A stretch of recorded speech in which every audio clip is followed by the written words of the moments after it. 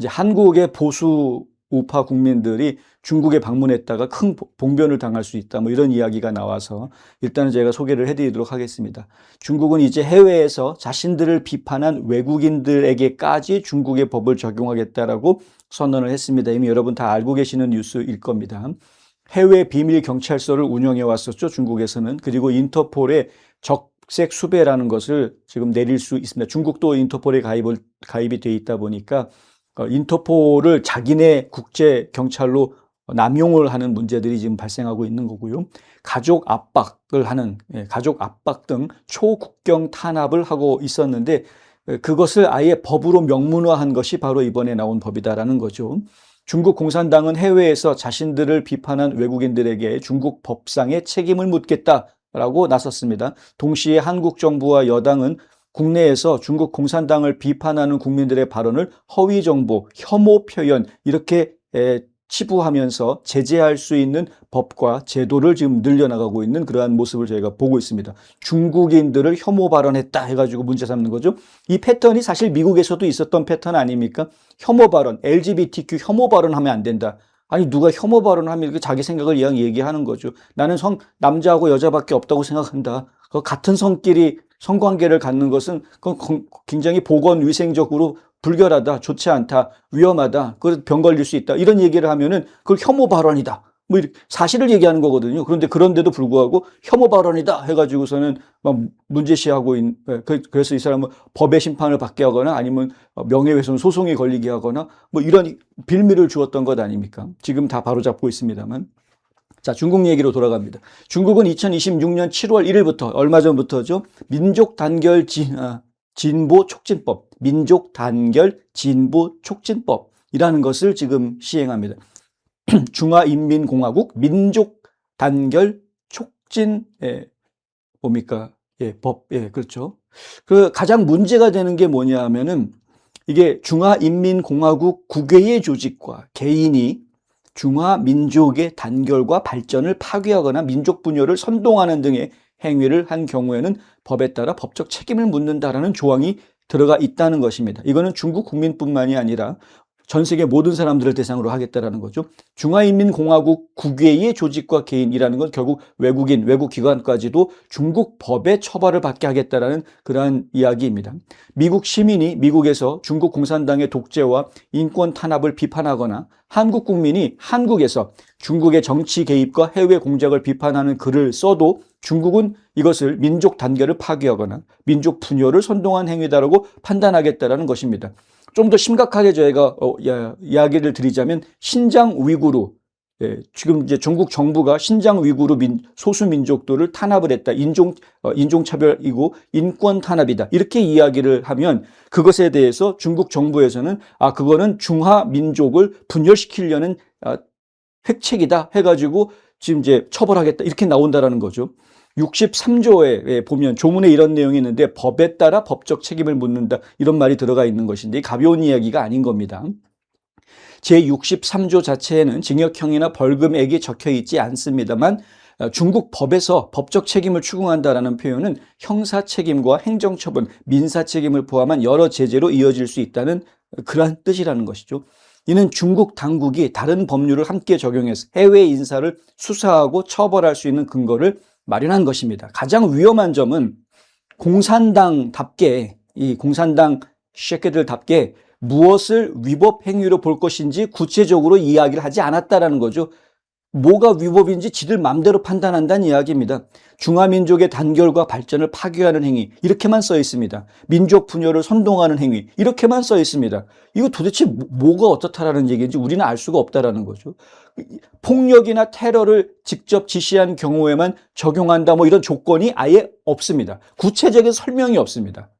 그냥 귀에 걸면 귀걸이, 코에 걸면 코걸이. 어떤 글은 단순한 비판으로 볼지, 민족 분열 선동으로 몰아갈지, 중대한 국가 분열 행위로 확대할지 결국 중국 공산당과 중국 사법기관이 마음대로 결정하겠다라는 거죠. 아까 제가 말씀드렸던 신장 위구르가 인권 탄압을 당하고 있다. 예전부터 우리가 들어왔고 보아왔고 국제사회가 다 인정하고 있는 그러한 내용입니다. 미국은 그거를 근거로 해서 지금 신장 위구르에서 나오고 있는 면화 제품들에 대해서는 수입을 금지하고 있는 그런 상황입니다. 그런 사실로 받아들여지고 있는 상황에 대해서도 우리가 얘기를 했는데 그거를 중화민족 분열이다. 뭐 이런 식으로 그냥 뒤집어 씌우고 그냥 중국 공산당이 그렇게 결정해버리면 그게 죄가 될 수도 있다라는 이야기. 이런 겁니다. 앞으로 중국 공산당을 독재와 인권 탄압, 해외 공작, 정치 개입, 경제적 압박과 군사적 위협을 비판한 기사와 논문, 칼럼, SNS 게시물까지 중국 당국이 문제 삼을 수 있게 된 겁니다. 중국 법이 그렇게 만들어졌으니까. 이 법은 특정 지역이나 특정 정치운동에 관한 발언만을 겨냥한 것이 아니라 중국 공산당 자체에 대한 비판을 통제할 수 있도록 만들어진 겁니다. 그러니까 중국 내에 있는 보안법의 전 세계화라고 저희가 이해할 수 있는 부분인 거죠. 제63조에는 사형이나 구체적인 형량이 적혀져 있지 않습니다만 중국 당국이 해외에서 작성한 글과 정치활동을 중국 형법상 분열국가죄로 넘기면 그러면 장기징역, 무기징역 이런 것들을 적용할 수 있다고 합니다. 진 커밍스의 컬럼에 이렇게 지적을 합니다. 또한 중국 사법당국이 이미 사안이 극도로 중대하고 국가와 인민에게 끼친 피해가 특별히 심각하다고 판단하는 경우에는 사형까지 선고할 수 있다는 지침을 발표했다고 합니다. 따라서 한국과 미국에서 합법적으로 쓴 글이라고 하더라도 중국에 입국하는 순간 조사, 체포, 출국 금지, 장기 구금, 형 집행 뭐 이렇게 이어질 수 있는 근거가 된다라는 것이죠. 중국 정부가 누구를 감시 명단이나 수사 대상에 올렸는지는 중국을 입국하기 전까지 확인할 방법이 사실상 없습니다. 중국 공항에 도착한 뒤에 법 위반 혐의를 적용받으면 즉시 조사를 받거나 체포될 수 있습니다. 중국 당국이 이를 중대한 분열 국가죄라고 확대하면 사형을 당할 위험에까지 놓일 수도 있는 겁니다. 중국 공산당을 지속적으로 비판해온 한국 국민이 중국 방문을 피해야 하는 이유가 바로 여기에 있습니다.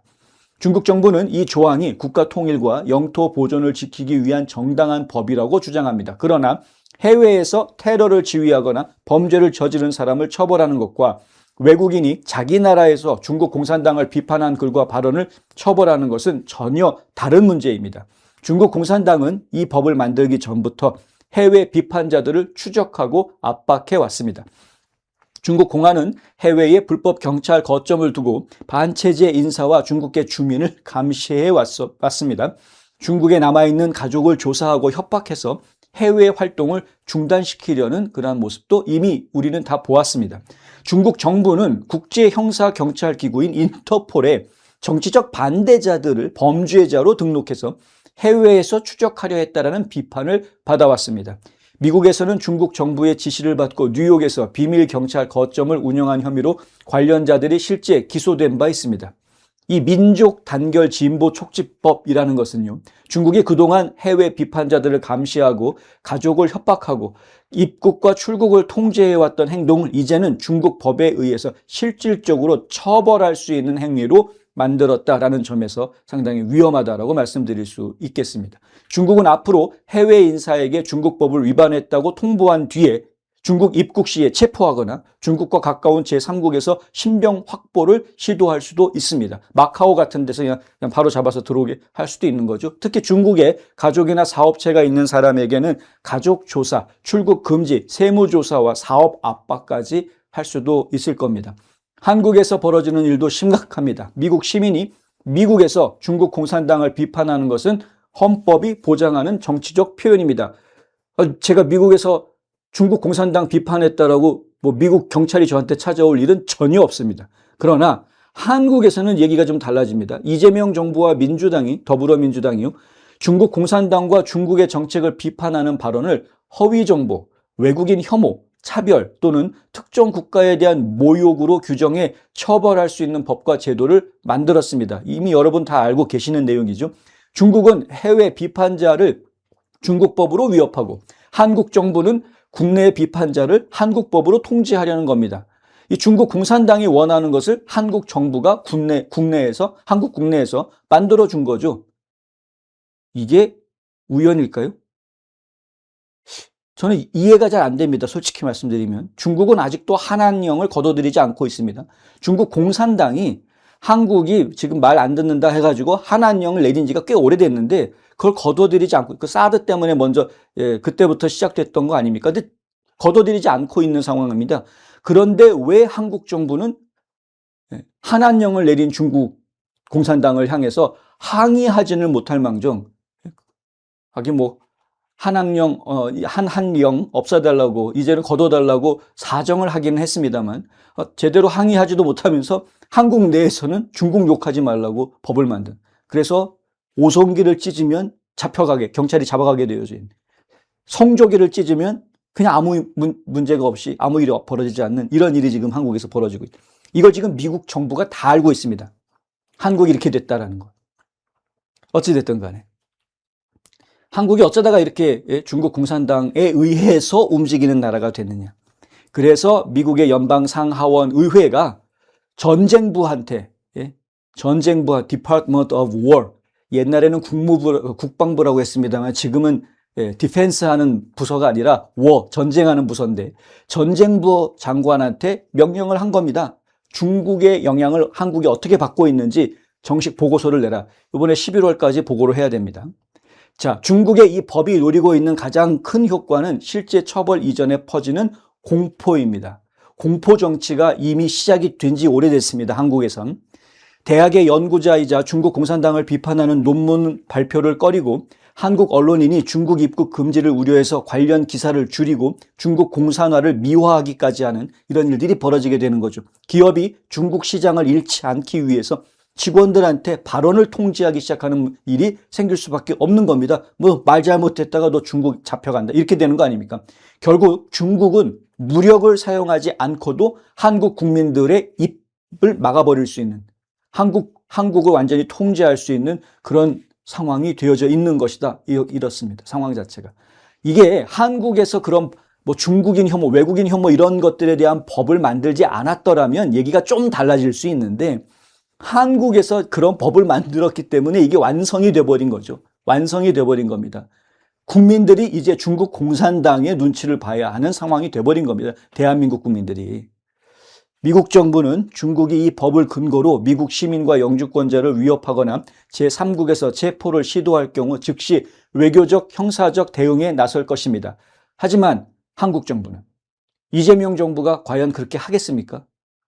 한국 정부가 정상적인 정부였다면 중국이 이런 법을 시행한 즉시 한국 국민이 해외에서 한 발언을 이유로 조사하거나 구금하지 못하도록 중국 공산당에 경고를 먼저 했을 것입니다. 하지만 이재명 정부는 그러한 조치를 취하지 않았습니다. 국민을 위해 존재하는 정부가 아닌 것 같습니다. 대한민국의 국익을 지키는 정부도 아닌 것 같습니다. 오직 중국 공산당이 원하는 일을 대신해주는 정부로밖에 보이지 않는 겁니다.